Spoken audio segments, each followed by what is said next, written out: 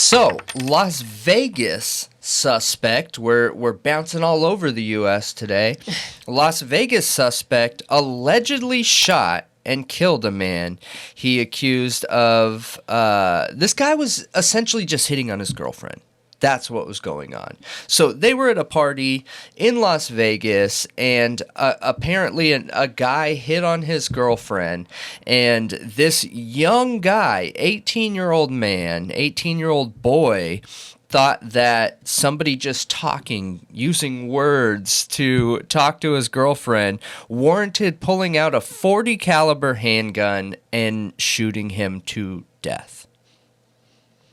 Insane. I had a situation happen like that in a town in Tennessee when I was in school still. I was way younger, and it was high school students, and it was a big deal in the town at the time. It was awful. Yeah. It was scary, like just teenagers willing to pull out a gun on somebody for just hitting on their girlfriend.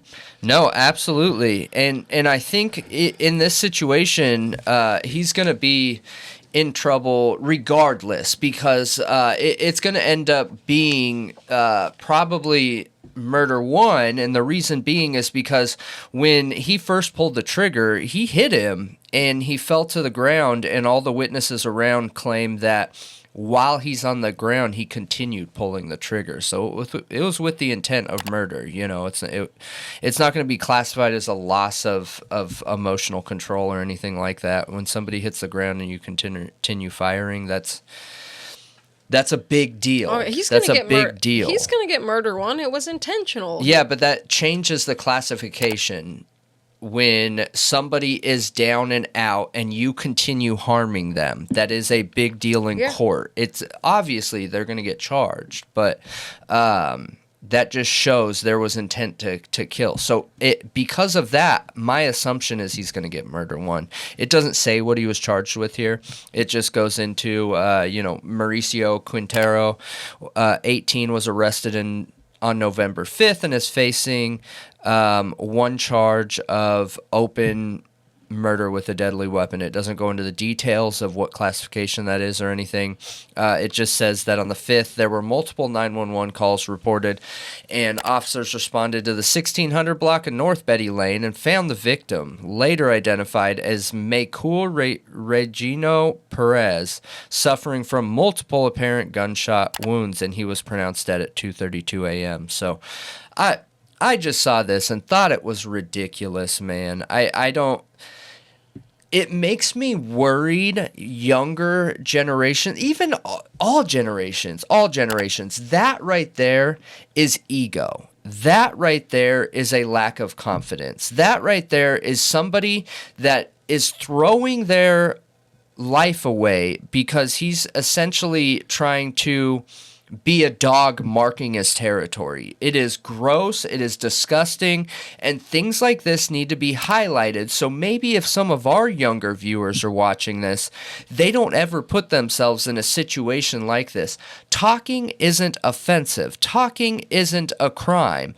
If your girlfriend is that girl being talked to, give her the chance to be like, nah, I appreciate it. Appreciate the comment. You're interested in me, but I'm here with my guy. It blows my mind that a conversation like this can escalate into a .40 caliber handgun being pulled out and somebody shot to death. Say she was even flirting with him back. At that point, it's not the guy you should be mad at. It's your girlfriend. Sure, in that situation, yeah. And that doesn't warrant violence. Absolutely that warrants, an argument, talking, maybe leaving that person if that's not something you can deal with. Yeah. But the emotional immaturity to behave that way because somebody flirted with your girlfriend, you're not a man. No. You're weak. And what do you think you are weak. And yeah, absolutely. And what do you think is going to happen while you're gone for life? Yeah. Come on, dude. Right. She ain't sticking around for you.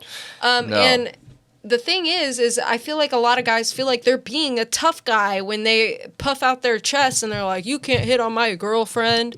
This is mine. No, it's not tough. No. It shows you're insecure. It does. It shows you're weak. I agree.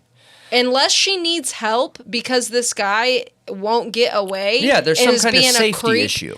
Then that's totally different. Yeah, I mean, I still wouldn't pull out a gun. No, but not unless you had to defend yourself, obviously, because this person attacks you. I don't walk around with a gun on my waist anyways. But yeah, anyways. Yes, you do. Don't tell the public that. Right.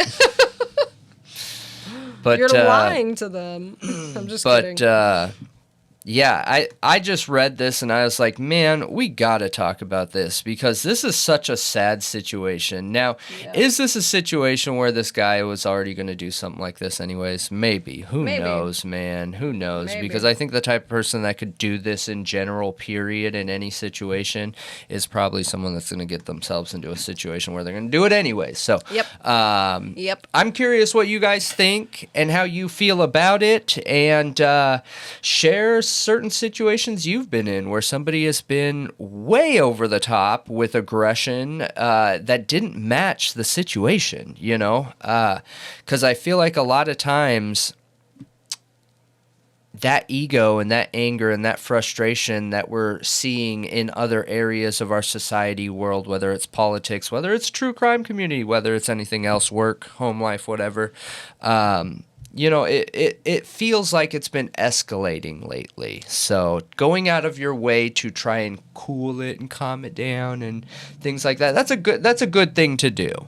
Yeah, and develop emotional intelligence and maturity and, you know, really take ownership of your own feelings. Yeah.